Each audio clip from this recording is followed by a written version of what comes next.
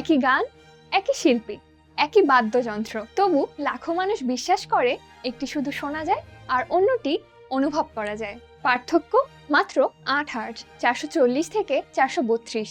এই 8 হার্জের ব্যবধানকে ঘিরেই তৈরি হয়েছে আধুনিক সঙ্গীতের সবচেয়ে আলোচিত বিতর্কগুলোর একটি। 432 হার্জকে ঘিরে দাবি এটি নাকি প্রকৃতির নিজস্ব সুর, মানুষের জন্য সবচেয়ে প্রাকৃতিক টিউনিং, পানির অণুর সুষম বিন্যাস, এমনকি মহাবিশ্বের সাথেও এর সম্পর্কের দাবি করা হয়। প্রশ্নটা তাই 432 হার্জ ভালো নাকি 440 হার্জ সেটা নয়, প্রশ্নটা হলো 432 হার্জকে ঘিরে এই বিশ্বাসের জন্ম কোথায়। 19 শতকের ইউরোপে কোনো আন্তর্জাতিক টিউনিং স্ট্যান্ডার্ড ছিল না। এক এক অর্কেস্ট্রা এক এক পিচে বাজাতো। সময়ের সাথে সাথে সেই পিচ ক্রমেই চড়া হতে থাকে। এর ফলে অপেরা গায়কদের জন্য দীর্ঘ সময় গান গাওয়া আরো কঠিন হয়ে উঠেছিল। এই প্রবণতাকেই বলা হতো পিচ ইনফ্লেশন। 1859 সালে ফ্রান্স এই নোটকে 435 হার্জে টিউন করার নিয়ম চালু করে। কয়েক দশক পরে ইতালীয় সুরকার জুসেপ্পে ভার্দি তুলনামূলক নিচু পিচের পক্ষে মত দেন, কারণ ছিল গায়কদের কণ্ঠ। আজ অনেকেই ভার্দিকে 432 হার্জের সমর্থক হিসেবে তুলে ধরেন, কিন্তু ইতিহাস একটু ভিন্ন কথা বলে। ভার্দি উচ্চ পিচের বিরোধিতা করেছিলেন। 432 হার্জকে তিনি কখনোই কোনো মহাজাগতিক বা প্রাকৃতিক ফ্রিকোয়েন্সি হিসেবে উপস্থাপন করেননি। ইতিহাস নিচু পিচের কথা বলেছিল। ইন্টারনেট সেই ইতিহাসকে 432 হার্জের এক নতুন বর্ণনায় রূপ দিল।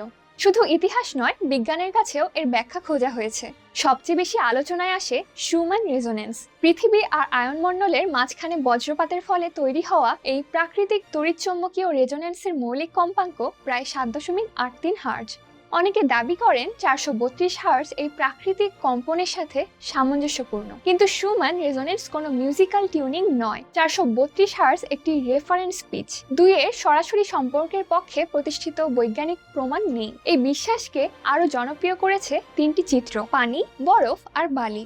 জাপানি লেখক মাসারু ইমোতো দাবি করেছিলেন ভিন্ন ভিন্ন শব্দের প্রভাবে পানির বরফের স্ফটিকের গঠন বদলে যেতে পারে। অন্যদিকে সিমেটিক্স এর পরীক্ষায় দেখা যায় একটি ধাতব প্লেটে নির্দিষ্ট কম্পাঙ্কের কম্পন পাঠালে তার উপর ছড়ানো বালু জ্যামিতিক নকশা তৈরি করে। এই নকশাগুলোই ক্ল্যাডনি প্যাটার্ন নামে পরিচিত। কিন্তু এই নকশা শুধু 432 হার্জে নয়, প্রায় প্রতিটি ফ্রিকোয়েন্সিতেই তৈরি হতে পারে। ইমোতো এর পরীক্ষার ফল স্বাধীন গবেষণায় ধারাবাহিকভাবে পুনরাবৃত্তি করা যায়নি। ভিডিওগুলো বাস্তব, কিন্তু সেগুলোর জনপ্রিয় ব্যাখ্যা সবসময় বৈজ্ঞানিক নয়। 440 হার্জকে ঘিরেও তৈরি হয়েছে অসংখ্য গল্প। কেউ বলেন এটি জোসেফ গোয়েবলস এর পরিকল্পনা, কেউ জড়িয়ে দেন রকফেলার পরিবারকে।